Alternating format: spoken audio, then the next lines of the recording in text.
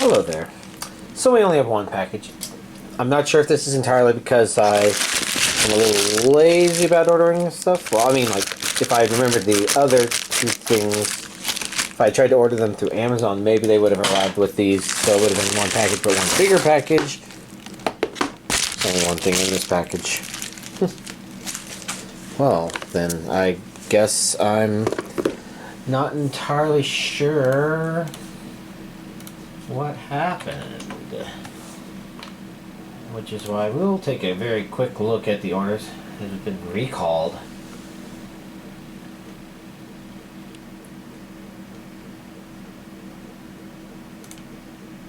Interesting. Oh, okay. It's just about Oculus Quest 2, which I ordered for somebody else. Okay, fine, whatever.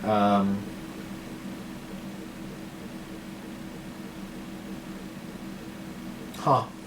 Well, apparently when this was delivered, something else was also delivered, but I didn't see that package, so no, it would have been telling me if I was still receiving it. So I think Amazon fucked up and they accidentally left out the other thing. It was supposed to be 3 DVDs this week, but yeah. Oh well. I'll update this if I check out the front door and find out somebody put anything on my front door. But given that that was 3 days ago, I don't know. Regions A and B, English dub. The Stranger by the Shore. At least it's a pretty box. If it had to be one thing, the other two would have been interesting, but maybe not as pretty. Oh well.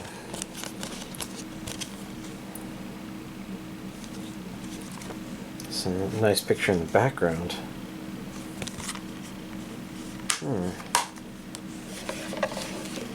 Well, I guess I don't know much about what this is or what it's about. Part of me is wondering if this might be Makoto Shinkai. It doesn't strike me as a lot of his usual work, but there's elements of it that kind of remind me of it. Interesting. Well, yeah. Sorry, tried to be quick, but here's this week's anime DVD collection update. Okay, no, Amazon tracking on their website is full of fucking lies. I mean, when I went to the actual tracking for it, it says it was delivered today, so that's fine, but the actual orders page said these were delivered on the 27th. But yeah, the picture's confirmed. This was dropped at my doorstep today. Good for them. I mean, they didn't have to deliver it today. Wow, it's really cold. It's almost like I just grabbed this 10 seconds ago from the front door and, well, if you didn't know, it's a little below freezing here in Austin, so it's interestingly chilly. I was trying to decide, is this cold or is this actual water damage? It'd be weird if it was water damage. It didn't feel like it should be. But the cold made it feel weird. Okay. Well, I guess we get a weird update. A little less irritated, I guess, the fact that the delivery just got delayed. For some reason, they were just saying it was delivered on the 27th.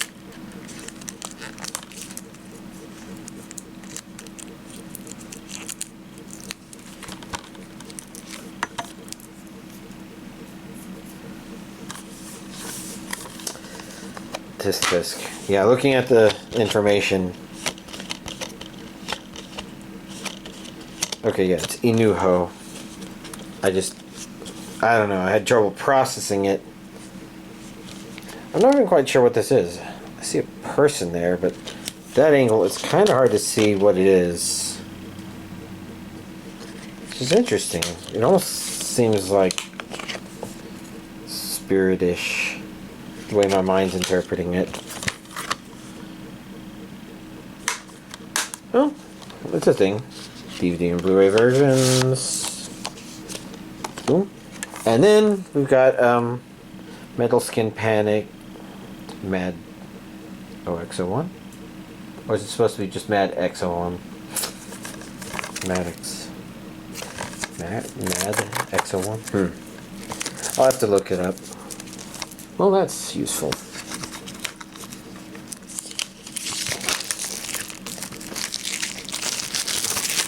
Go. There we go.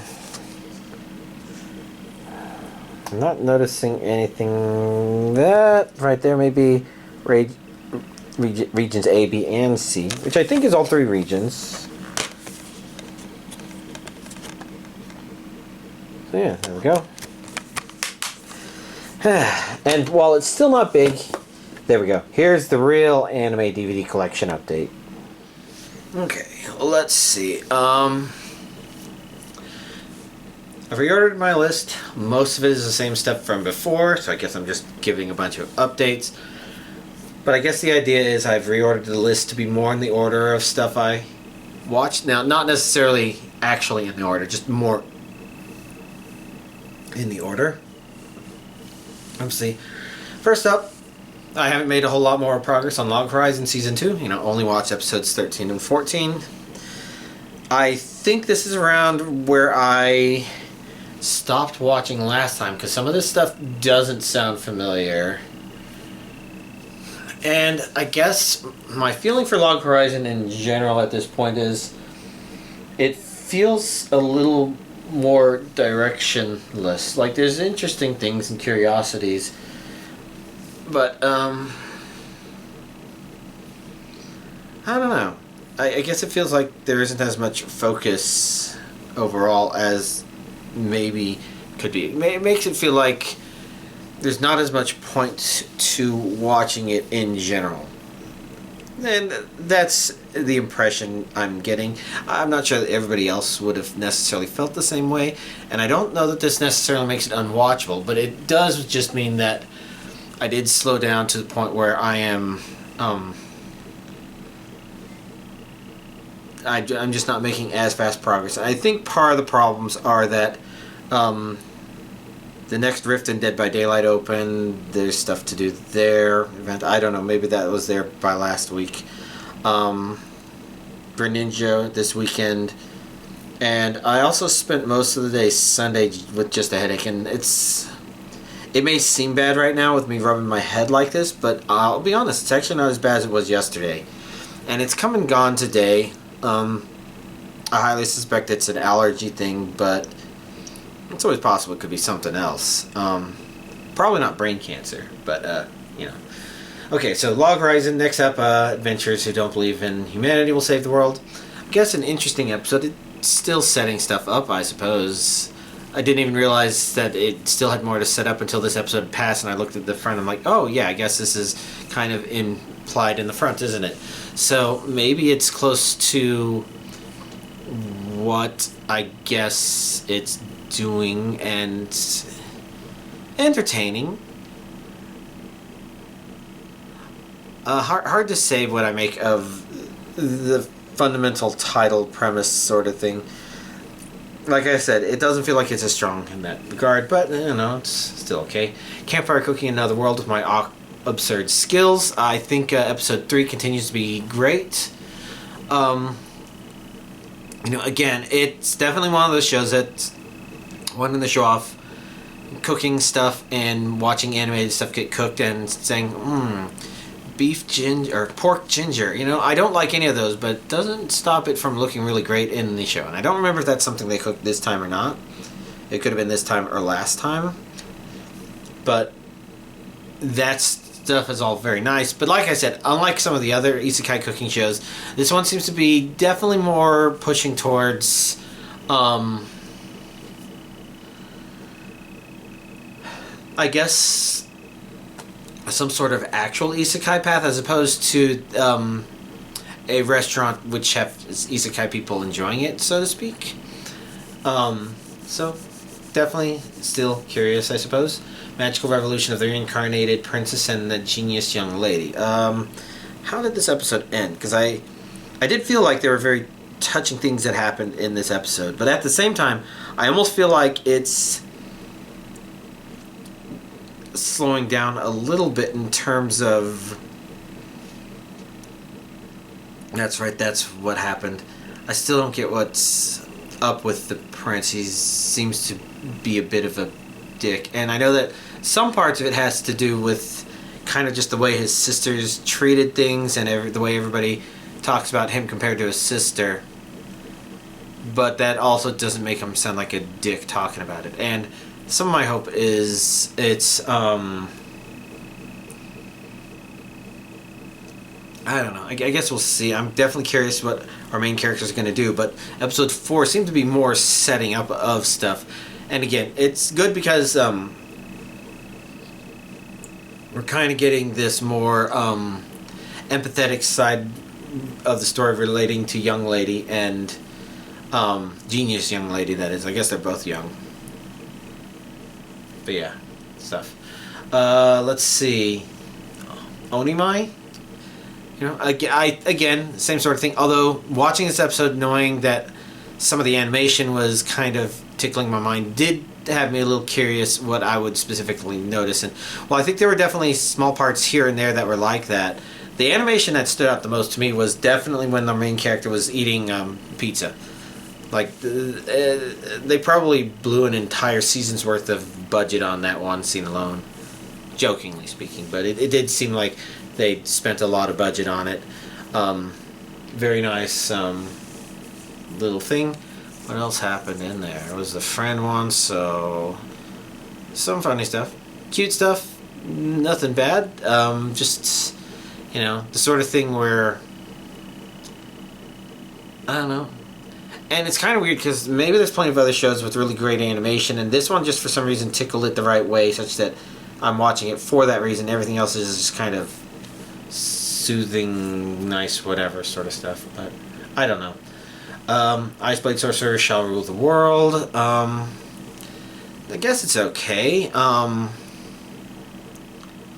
It's not entirely obvious why the progression of things had to happen the way they did. I'm not sure that's necessarily bad. But, you know, I guess it's one of those shows which kind of has a neat idea. I think other shows have done the idea better. But as far as shows that are doing what this one does, it's okay. And if somebody said, I don't know, I can't watch this, I really couldn't blame them because it does seem to be a little arbitrary in some of the stuff it's doing. Okay. Farming Life in Another World, it's nice to see their little village continuing to build. You know, this one's very simple. It's also containing more, I guess both Farming Life in Another World and Campfire Cooking both had episodes this week that were about introducing rice, I think. Giant Beasts of Ours. Okay, 4th episode, I suppose. I think if I were to say there's any problem with the show, I really like the characters and their dynamics. I wasn't quite sure what I would think of the character they introduced in episode 4 here, because many aspects of this, the kind of story that was used to introduce them, as well as the way they handled some of the stuff, just had me a little irked. But overall, I think it came out fine in the end. I think the real problem is that we're 4 episodes in, and while I kind of get a feeling for a premise, I'm not even quite sure what this show is trying to do in the long run. And maybe that doesn't matter, because at the same time, there's a kind of pleasantness to the digestion of it. It reminds me of RPG games from my time. I'm trying to remember what my time would necessarily be, which even decade I might be thinking of. And in a good way. Like, if you told me that this was based on a game, I'd be like, oh, it's pacing itself pretty well considering that. Because normally, you know, the stories told in games are designed to be unfolded in the storytelling method of a game, whereas this one feels fine in this episodic way.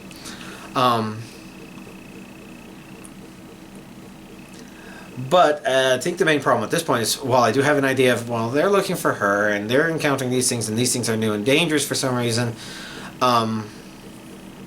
I don't know. I guess I just don't have a real feel for what kind of show it wants to be, because I feel like it's been a slow setup.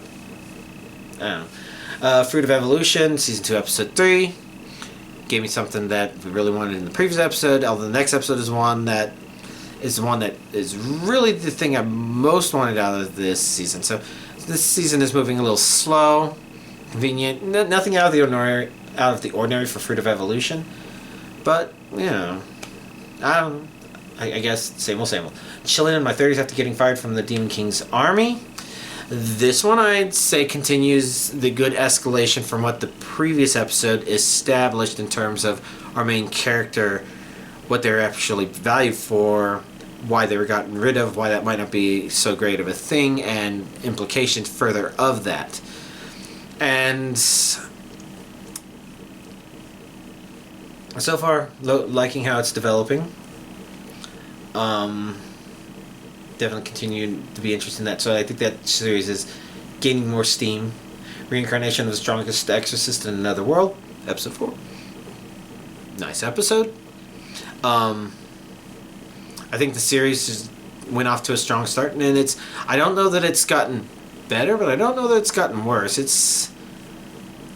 If there's anything about this show that would be I'm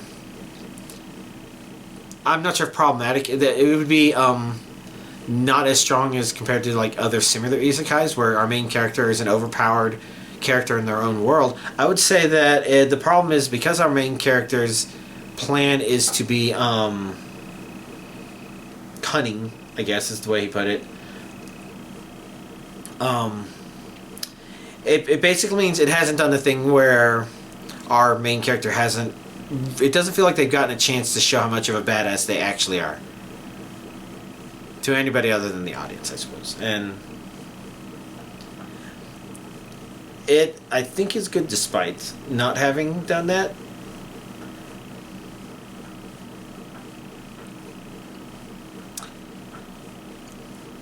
But I do have to wonder. Yeah, so something's a little off by that. But let's see. Next up, saving 80,000 gold in Another World for my retirement. I guess, like I mentioned previous, so episode 2 made it look like, oh, actually this one may be more thought out than it would. Episode 3 ended up being a kind of story element that's kind of like, don't know how much I like this. But episode 4 kind of established that our main character, even though episode 2 kind of suggested that, oh, well, she's thinking about things a little more than a lot of people who would be doing this. That's kind of interesting, and we kind of want to see where she goes with this. Episode 4 feels like a bit of the opposite, where, okay, there was some planning there, but some of it was just nonsensical. And I think the really good example, and I think I'm okay with talking about this element of episode 4, it has to do with fish and how she takes fish for granted because she's Japanese. So, like, she stocked fish scalers, which are used to descale fish, but she's scaling in a village that's 10 days travel normally, 3 days travel if you absolutely tortured all animals and drivers involved from the nearest source of fish. And it's sort of like she didn't consider what people might actually need and or want, or be able to get, or would trust her. Because, like, no fucking housewife is going to buy a fish scaler if the only fish they can ever get is rotten, because in their world they also don't have refrigeration. So, and I say that because that's definitely a real negative in her favor, but at the same time, I don't think it was a bad episode per se. Maybe a weak episode, but it at least established some of the stuff, established that even though she should be doing better than she is, her own poor planning is some of the cause of stuff. But it ends with a little hook that's like, okay, but it wasn't a bad transition per se to what might happen next. So, the only thing I can make of it beyond that is I actually had a dream about this, and I don't know if I'm remembering all of the dream correctly, but from what I'm remembering, I was thinking of it as an anime that was so bad that it's good, but it also had the Joker in it for some reason, who I don't know, he was suddenly behaving very altruistic and not very jokery. It was very strange. Also, my car got towed and I woke up very angry, so it was easy to forget what happened in the dream. But You know, it's interesting that of all the anime I've watched in the past week, I've actually had a dream of that one. And the next one I'll talk about a little bit, but, yeah. And that usually doesn't happen, and I don't agree with Dreamy that this is a show that's so bad that it's kind of good, because it's just good. The next show, though, The Misfit of Demon King Academy, Season 2, Episode 4, I'd say it's more good The Misfit of Demon King Academy goodness. Continues to be surprising, twistful, yada yada yada. And I guess I dreamed of this one mostly because I might have had a dream that I was Anos, but the dream wasn't focused on his being overpowered and thus me being overpowered. It was more focused on the relationships with some of these other people he had. And I just remember conversations with other people. So yeah, it's really weird to have 2 nights in a row where I just dreamed of anime from episodes I had recently watched. Usually that doesn't happen. Timing is close enough such that maybe this is just whatever's in the air that's giving me this goddamn headache. But kind of funny, thought I would give that to y'all in case y'all are interested. Do I dream of anime? Rarely, but here's 2 where I dreamed of it. Handyman Saito in Another World, Episode 4. So like I said, Episode 3 seemed to actually be a setup for what was going to begin happening in Episode 4. Which, you know, up to Episode 3 they had actually been introducing a bunch of different characters, and then at the end of Episode 3 was when we got the catalyst that would cause us to potentially meet all these other characters. Episode 4, we definitely saw a lot of interactions between characters. I think Elf Lady was a bit of a bitch, but I don't know that she was intending to, but you know, it was just a thing. And then beyond that, I guess it was okay. A little bit more of the same, but with a definite different flair to it. Less about silly everyday lives, and now just sort of like stories related to them going into the labyrinth and encountering these other people and the interactions between the various people. Along those lines. So, it's okay. Again, weakness is that it's hard to say if it feels like it's going to go somewhere or not. It sort of does, but maybe some of the way it's telling a story makes me think that it feels like it doesn't need to, and maybe it doesn't need to. And that would just mean that it just doesn't have what I was hoping to have. But, you know, interesting thoughts. By the Grace of the Gods, Season 2, Episode 4. I'm kind of surprising they are going where they are going with it, because it kind of felt like the thing that I thought was going to be a major thing in Season 2 is really just sort of a checkbox. But they've established other things. I don't know. I guess as far as Grace of the Gods episodes go, I would consider it one of the better ones. I think the show has a problem, just has this kind of issue with the lack of true confrontation, and this episode did have that, with him having to fight something that I was pretty sure he was going to defeat. But sometimes it's not about what you know about the character and what you know is going to happen. So something's happening that you know that if things went awry, they would be bad. So it's kind of neat in that regard. Doing something, blah, blah, blah, blah, blah. To Your Eternity, Season 2, Episode 12. This episode is starting to become really neat and interesting. What they're building up is definitely a build-up from what they've been building up to.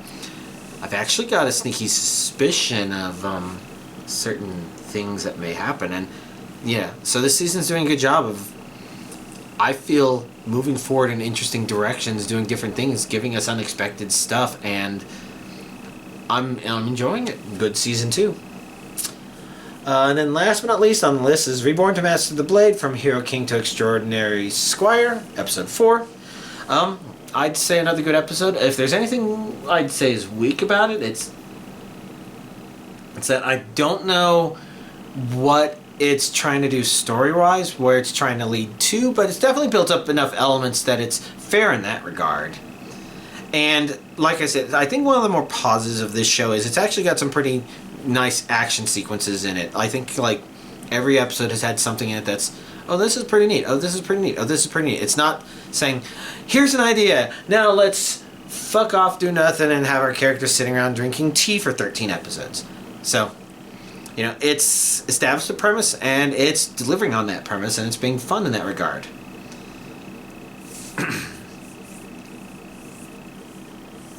And, you know, I guess it's sort of like the thing a couple of series ago where I mentioned, you know, you pretty much know our main characters are going to get through it. You kind of know that the stakes involved are going to be this or that. It's not going to be this bad or that bad or whatnot. But, you know, they're still very well executed. And, of course, Reborn to Master the Blade is really excelling at that, I would say, in its action department. Because you kind of feel like, something could go bad. They're not going to, because we know our main character is going to come out on top, but it doesn't change the fact that there's stakes involved, that there's people making unexpected things. And it's interesting because, what was I thinking? This is kind of on the opposite end of the spectrum from Strongest Exorcist, where our main character's already shown she's a motherfucking badass. I mean, she is the Hero King Reborn, and I say she. I think she's fine with identifying as she. She's not necessarily leaning that way sexually or anything like that. The show, you know, fortunately, it establishes a premise where it's like, it doesn't really matter because, you know, at the end of the day, it's like, that's a funny quirk. Mostly because, you know, most people that will be interested in this kind of show are guys. Guys like to look at girls. You kind of see something like she proclaims to be pupil of the wise man. But this one definitely handles that concept better. There's a lot of problems with the way that one sets it up and executes it, where it's just like, well, okay, I would like to watch the cute girl doing cute things, but that setup seems a little more arbitrary, whereas this one, I'm not sure if it seems as arbitrary. It seems less arbitrary, I guess, and just nice. But beyond that, you know, again, it's got the premise of, okay, well, they're going to be good at combat, and it feels like they're very good at combat, and they've been giving us a lot of that, and it's been very fun watching it. So, very notable series. Alright, anything else? Pokemon Greninja. So the Greninja thing happened this weekend, and it's kind of interesting because, like, very shortly after Greninja came out, somebody replied to a post I had made 10 days earlier saying, oh, we know if evasion is probably going to be one of his things, because the very first thing he's going to do in battle is double team. And what did the motherfucker do? He double teamed. Unless you got the random chance where he did Toxic Spikes first. But, you know, Toxic Spikes, double team were always the first two moves. Very ninja-like. Really annoying. I think we've all adjusted, and Slowbro has come out on top. Not that there aren't other Pokemon that were really good and notable this time. I think Vaporeon and Klefki came out as secondary there. The main issue, I think, being that Vaporeon kind of required a little bit more churn to get ready, but you know, they were still good in their own right. Maybe their only real problem is a lack of self-recovery, or reliable self-recovery, I suppose. And you could add even more turns to setup and maybe go crazy with it. I don't know. And Klefki's I didn't see as much of, but it's my understanding it still performed the role just as well. But usually when it came to having any of those three in there, the Slowbros got the most attention because they were guaranteed going to be taking down that Pokemon. Beyond that, good support. I think the main support Pokemon. So Gastrodon, I think, shown the most. But Toxapex and Quillfish were also really decent options. It's kind of funny because those two kind of have the... Well, they don't kind of. They have the same typing. And they both also have the goal of acid spraying Greninja, which is really good for taking him down fast. But the reason I'm giving Gastrodon a little bit more credit here than may seem like is because while doing damage to the Raidmon, you know, is definitely very important. The truth of the matter is those Pokemon were able to do it without the help of Slowbro if they had certain builds that were designed to do that. But as Supportmon, Gastrodon kind of stands out because Clear Smog, Mud Slap, Mud Slap, Mud Slap, Mud Slap, Mud Slap, bloop, bloop, bloop, bloop. Being a Pokemon dedicated to getting rid of that goddamn double team and then lowering the Pokemon's accuracy, just reversing the direction of that inaccuracy by a billionfold,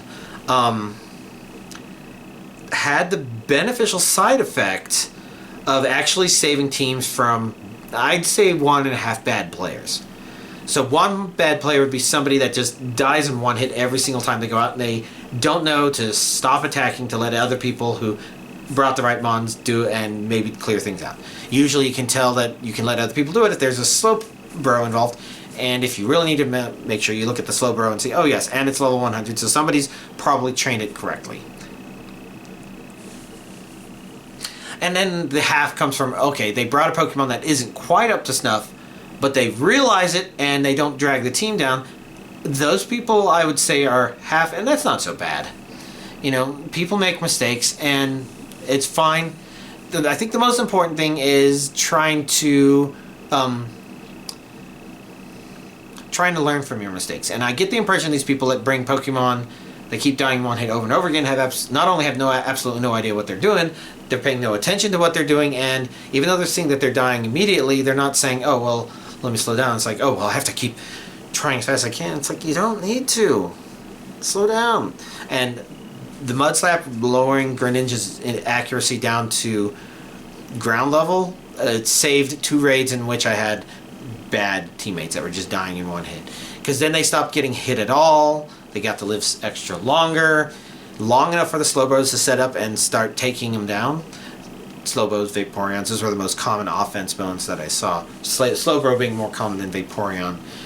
But, all in all, pretty good. I'm not sure if I saw as many Clodsires, but I do think that my first time with Randos, I did see a Clodsire and a Gastrodon, and they went offensive, which is very surprising. And fine. But I think we all got the pattern down. Now, for those of you who are watching, there's not a lot of you, right? But if any of you are watching this, you did the Greninja raid, you're like, I don't know, I got my ass kicked. How am I going to do this 2 weeks from now? Well, I pretty much listed all the Pokemon that are known to be pretty good. I would shy away from Klefki if you're just trying to be defensive. I mean, Klefki's not bad. It's got Prankster, Iron Defense, and Calm Mind, so that means it can, at a faster priority, get its own defenses up so that it doesn't take damage as quickly.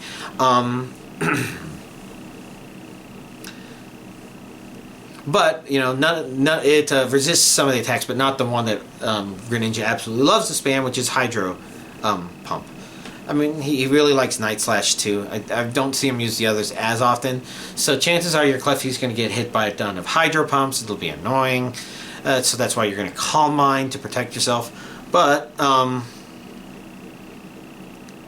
you know, if you are going in there, one of the smart things you can do, if you can't slow the Raidmon down and you can only, you know, you take damage, maybe you take damage slower because you're going defensive, but you still take damage quicker than Slowbros, you can slow down. And one of the important things with the Greninja battle is you probably want to slow down if you're going to buff yourself, and only if you're going to buff yourself for the first handful of times. So if you sit there and do nothing with the Pokemon, normally it keeps going until eventually your Pokemon just automatically uses an attack. But this is different for the Greninja one, because at that point where your Pokemon would normally automatically attack, instead Greninja clears all of your stats. Which is why it makes no sense for you to actually do stat boosts of yourself before that point. So if you were a Slowbro, it would make the most sense to actually sit there, do nothing until Greninja does that, and then Iron Defense, Nasty Plot, Nasty Plot, Nasty Plot. And then if somebody else doesn't do the attack tier, you do the attack tier, and then Stored Power. So that's kind of your very basic Slowbro strategy. But hopefully you have somebody else that takes charge of the cheers. Somebody else should set up your defense cheer earlier on in the battle, and then when it gets closer to the Slowbros finishing their Nasty Plots, do that attack cheer. You know, I think that's the way it should be done. Whether or not people actually do that, hard to say. And what you might be able to do with Slowbros, you might be able to do a defense cheer and then a slack off, and then wait for that clear, and then Iron Defense up from there. Not a lot of people seem to follow this strategy when I played against, or not against them, with them in online raids. some people seem to understand it, but a lot of people are just like getting those buffs down, not realizing just take 30 seconds or a minute. I don't know how long it is. I think it's 30 seconds. Normally it would have been about the equivalent of 3 turns. Wait, Greninja will clear your stats and abilities, and then you start plopping things down as the stat builder. The other Pokemon, if you're a support Mon, that's the perfect time period for you to be doing stuff.